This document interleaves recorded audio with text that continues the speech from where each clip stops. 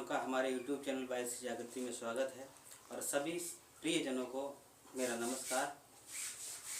आज कक्षा 10 के रामचरितमानस से लिया गया एक खंड धनुष भंग, उसकी कथा के बारे में सुनेंगे, जिसमें श्री रामचंद्र जी धनुष को तोड़ने के लिए जा रहे हैं और किस तरह से उनका वर्णन तुलसीदास जी ने किया है, कैसे वो सभा में लग रहे हैं।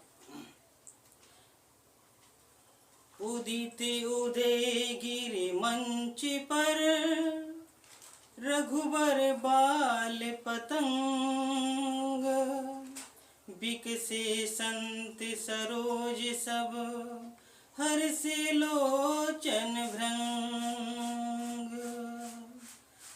श्री रामचंद्र जी जब स्वयंवर सभा में उठ कर के खड़े हुए तो ऐसा लग रहा है कि मानो मंच रूपी उदयाचल पर्वत पर श्री राम रूपी बाल सूर्य उदय हो गया है और उसके उदय होने से वहां पर उपस्थित जितने भी संत थे कमल रूपी संत खिल गए हैं और उनकी आंखें भंवरों के समान प्रसन्न हो गई हैं। हर से लोचन भृंग, हर से प्रसन्न हो गई। लोचन माने आंखें, भृंग माने भंवरे के समान, उनकी आंखें भंवरे के समान प्रसन्न हो गई हैं। जब श्री रामचंद्र जी स्वयंवर सभा में धनुष को तोड़ने के लिए खड़े हुए हैं तो जितने भी वहां पर उपस्थित राजा थे वो समस्त राजा जो अभिमान से भरे हुए थे, जिन्होंने ये सोचा था कि मैं ये धनुष को तोड़ करके और सीता को अपने साथ ब्याह कर ले जाऊंगा, जो पूरा समस्त शक्ति लगा करके उस धनुष को तिलमात्र नहीं उठा सके थे, उनकी समस्त आशाएं नष्ट हो गईं।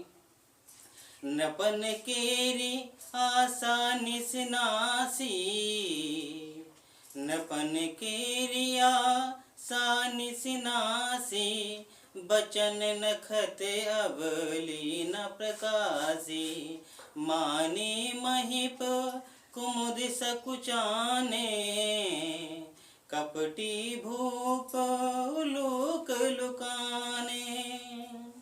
नपन केरी आशा निसनासी, नपन राजा लोगों की आशा निसनासी, आशा रूपी निसी रात, आशा रूपी रात नष्ट हो गई है। श्री रामचंद्र रूपी बाल सूर्य के उदय होने से राजाओं की सीता जी के साथ विवाह करने की जो मनोकामना थी, जो आकांक्षा थी, वो सब नष्ट हो गई है। और जो वो बातें कर रहे थे, अपने वचनों को बोल रहे थे, बचन नखत अवली न प्रकाशी, तो वचन यानी कि वाणी रूपी तारों का प्रकाश भी मंद पड़ गया है। वो अब बिल्कुल उन्होंने बोल नहीं रहे हैं, उन्होंने मौन धारण कर लिया है। और मानी महिप कुमुद सकुचाने, मानी महिप, महिप मीन्स राजा, मही माने धरती के और महिप माने धरती के जो स्वामी हैं, जो राजा लोग हैं, और अभिमानी घमंड से भरे हुए राजा। मानी महिप कुमुद सकुचाने, जैसे कुमुदनी का पुष्प जो है वो सूर्य के उदय होने से मुरझा जाता है। तो वहां पर उपस्थित सभा में, स्वयंवर सभा में श्री राम रूपी बाल सूर्य के उदय होने से घमंडी राजाओं का चेहरा मुरझा गया है। जितने भी अभिमानी राजा थे वो सब उस कुमुदनी पुष्प के समान मुरझा गए हैं, कांतिहीन हो गए हैं। मानी महिप कुमुद सकुचाने, कपटी भूप उलोक लुकाने। और जो कपट रूपी राजा थे, कपटी राजा, भूप माने राजा, कपटी राजा थे, वो उलूक लुकाने, उल्लुओं के समान छिपने लगे हैं। रात जब नष्ट हो जाती है, दिन निकलता है, सूर्य का उदय होता है, उस समय उल्लू छिपने लगते हैं। तो श्री राम रूपी बाल सूर्य के आगमन से समस्त कपट रूपी जितने भी राजा थे वो कपट रूपी राजा उल्लुओं के समान छिपने लगे हैं। उसके बाद में कहा है, भय विशोक कोक मुनि देवा, भय विशोक कोक मुनि देवा, बरसहि सुमन जनावहि सेवा, गुरुपद वंदे सहित अनुरागा, राम मुनिन सन आय सुमांगा। भय विशोक कोक मुनि देवा। वहाँ पर उपस्थित जितने मुनि लोग थे वो भय विशोक। अभी तक क्या था कि जिस प्रकार से जब रात होती है तो उस समय चकवा और चकवी नामक पक्षी एक दूसरे से अलग हो जाते हैं, बिछुड़ जाते हैं, उन्हें बिछोह उत्पन्न हो जाता है, दुख उत्पन्न हो जाता है। उसी प्रकार से अभी तक जितने उपस्थित मुनि लोग थे वो सब उसी प्रकार से दुखी थे। परंतु क्या है कि अब सूर्य के आगमन से, सूर्य उदित हो जाने से जिस प्रकार से चकवा और चकवी प्रसन्न हो जाते हैं, उसी प्रकार से वहाँ पर उपस्थित जितने भी मुनि लोग थे सब प्रसन्न हो गए। और बरसहि सुमन जनावहि सेवा। वहाँ पर उपस्थित सभा में जितने भी लोग थे वो श्री रामचंद्र जी को देख करके उनके ऊपर पुष्पों की वर्षा करने लगे और अपनी सेवा का भाव जागृत करने लगे हैं। उसी समय भगवान श्री राम ने गुरुपद बंदी सहित अनुरागा, भगवान श्री राम ने बड़े अनुराग मतलब प्रेम के साथ में अपने गुरु विश्वामित्र जी की चरणों की वंदना की और वहाँ पर उपस्थित सभी मुनियों का आशीर्वाद लिया है, जिससे कि समस्त मुनि आशीर्वाद दें और वो धनुष को तोड़ दें।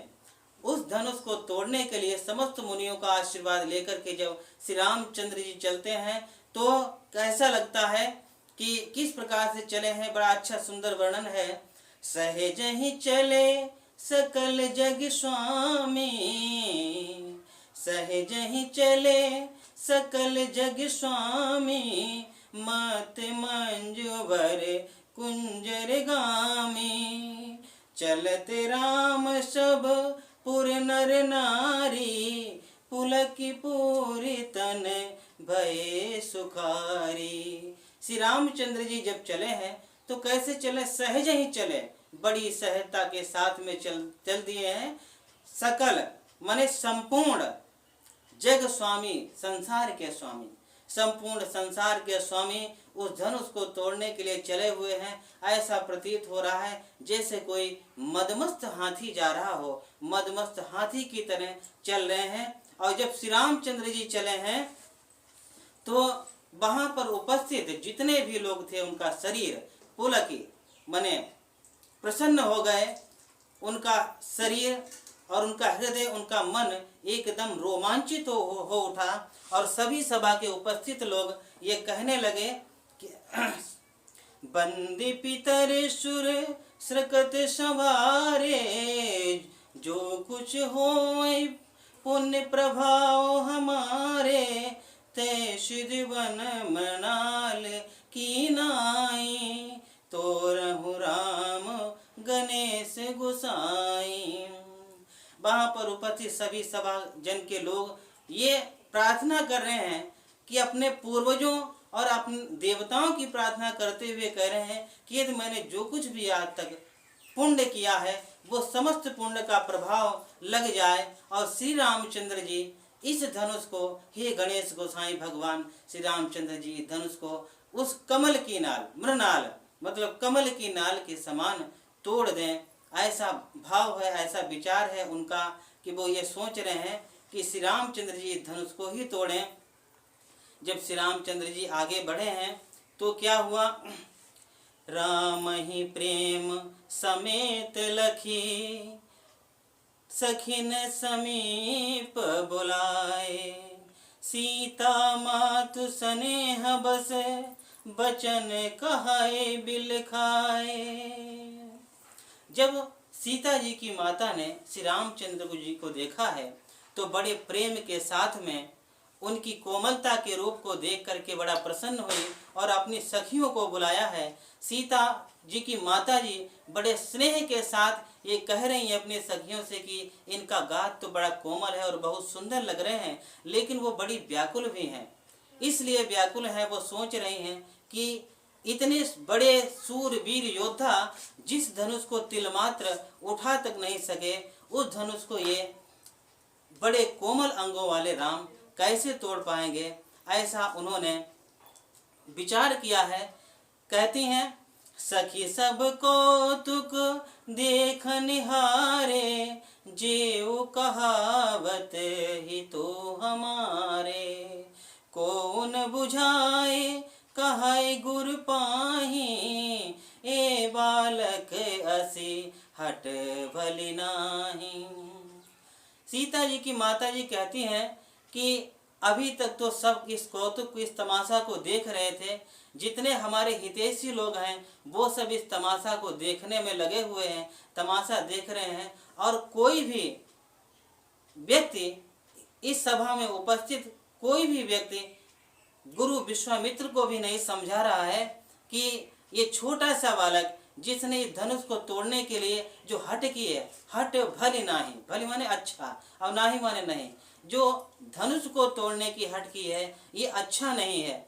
रावण बाण छुआ नहीं चापा, हारे सकल भूप करिदापा। सो धनुराज कुंवर कर देही, बाल मराल की मंदर लेही। रावण बाण छुआ नहीं चापा, जिस धनुष को तोड़ने के लिए रावण और बाण मतलब बाणासुर, रावण और बाणासुर उसके चाप को स्पर्श करने के लिए आगे तक नहीं बढ़े, जिसको बड़े बड़े सूरवीर योद्धा जिसको तिलमात्र उठा नहीं सके, उनका घमंड भूप करि दापा, भूप माने राजाओं का, दापा घमंड, जिनका घमंड सब टूट गया, चूर चूर हो गया। और उस धनुष को तोड़ने के लिए ये कोमल अंगों वाले राजकुमार जा रहे हैं। इससे तो ऐसा लग रहा है जैसे कि एक छोटा सा मराल, हंस का बच्चा, बाल मराल की मंदर ले ही, छोटा सा बच्चा मंदराचल पर्वत को उठाने के लिए चल दिया हो, ऐसा प्रतीत हो रहा है। ये अच्छा नहीं है। इस तरह से आगे और सखियों से सीता जी की माता जी कहती हैं कि भूप सयानप सकल शिरानी, सखी विध गति कछु कहत न जानी। और देखो ये राजा जनक जो हैं ये भी बड़े समझदार हैं, सयाने हैं, समझदार हैं, और फिर भी हर तरह से समझदार हैं, और फिर भी इसके बारे में सोच नहीं रहे हैं। ऐसा लगता है कि सखी विधाता की गति के बारे में कुछ कहा नहीं जा सकता है। तो सीता जी की माता के ऐसे वचनों को सुनकर के एक चतुर सखी आई और वो कहने लगी, बोली चतुर सखी मृदुवानी, तेजवंत लघु गनियों रानी। एक चतुर सखी कहने लगी कि हे रानी, कभी भी तेजवंत लोगों को छोटा नहीं समझना चाहिए, क्योंकि तेजवंत लोग चाहे वो छोटे हों बड़े हों, उम्र में कितने भी छोटे हों, देखने में कितने भी कोमल हों, लेकिन वे बड़े शक्तिशाली होते हैं। कहाँ कुंभज कहाँ सिंधु अपारा, सो से सुजसु सकल संसारा। कहाँ कुंभज, कुंभज मतलब कुंभ अर्थात घड़ा और अज माने जन्मे, घड़े से जन्मे अर्थात अगस्त्य मुनि। कहाँ अगस्त्य मुनि और कहाँ अपार सिंधु सागर, जो ऐसा कहा जाता है कि उस अपार सागर को घड़े से उत्पन्न हुए अगस्त्य मुनि उसको सोख गए, और उसके सोखने के लिए सारे संसार में सुजस माने अपना सुंदर यश, सारे संसार में अपना सुंदर यश प्राप्त कर लिया। रवि मंडल देखत लघु लागा, रवि मंडल देखत लघु लागा, उदयता शुत्रभु बनतम भागा। और आकाश के मंडल में जो रवि सूर्य होता है वो बड़ा छोटा ही दिखाई देता है, परंतु जब उदय होता है तो उदय होने पर तीनों लोगों का जितना भी अंधकार होता है वो सब दूर हो जाता है। इसलिए हे रानी, मंत्र परम लघु जास बस, विधि हरिहर सुर सर्व, महामत गजराज कहूँ बस करे अंकुश खर्व। हे रानी, ओम का मंत्र बड़ा छोटा होता है, फिर भी उसके बस में हरि भगवान विष्णु, हर भगवान शिव, विधि मतलब ब्रह्मा जी, विष्णु भगवान शिव और ब्रह्मा जी और सभी देवता, समस्त देवता उसके बस में हो जाते हैं। और हाथी को बस में करने वाला अंकुश भी बड़ा छोटा ही होता है, और फिर भी इतना विशाल हाथी उस छोटे से अंकुश से ही बस में कर लिया जाता है। इसलिए कभी भी तेजवंत लोगों को छोटा नहीं समझना चाहिए। काम कुसुम धनु सायक लीन है, सकल भुवन अपने बस कीन है। और कामदेव ने देखो तो केवल कुसुम अर्थात पुष्पों का बाण लिया है, धनुष बाण लिया है, और उस पुष्पों के धनुष बाण से ही सारे भुवनों को, समस्त भुवनों को अपने बस में कर लिया है। देवी तजौ संसौ अस जानी, देवी तजौ संसौ अस जानी, भंजव धनुष राम सुन रानी। हे देवी, आप अपने अंदर उत्पन्न हो रही शंका को त्याग दीजिए, क्योंकि इस धनुष को केवल श्री रामचंद्र जी ही तोड़ेंगे। सखी वचन सुनी भय परितीति, मिटा विषादो बड़ी अति प्रीति। सखी के ऐसे वचनों को सुन करके सीता जी की माता जी के हृदय में जो व्याकुलता थी वो व्याकुलता दूर हो गई है, उनका दुख मिट गया है और उनसे बड़ा स्नेह उत्पन्न हो गया है। उनका दुख दूर हो करके उनसे प्रेम और स्नेह उत्पन्न हो गया है। तब राम ही बिलो की बैदेही, तब राम ही बिलो की बैदेही, सब हृदय बनवती जयते ही। तब राम जी को बैदेही अर्थात सीता जी ने देखा, तब राम जी को श्री सीता जी ने देखा है और अपने हृदय से समस्त देवताओं की विनती करने लगी हैं। और क्या विनती करती हैं?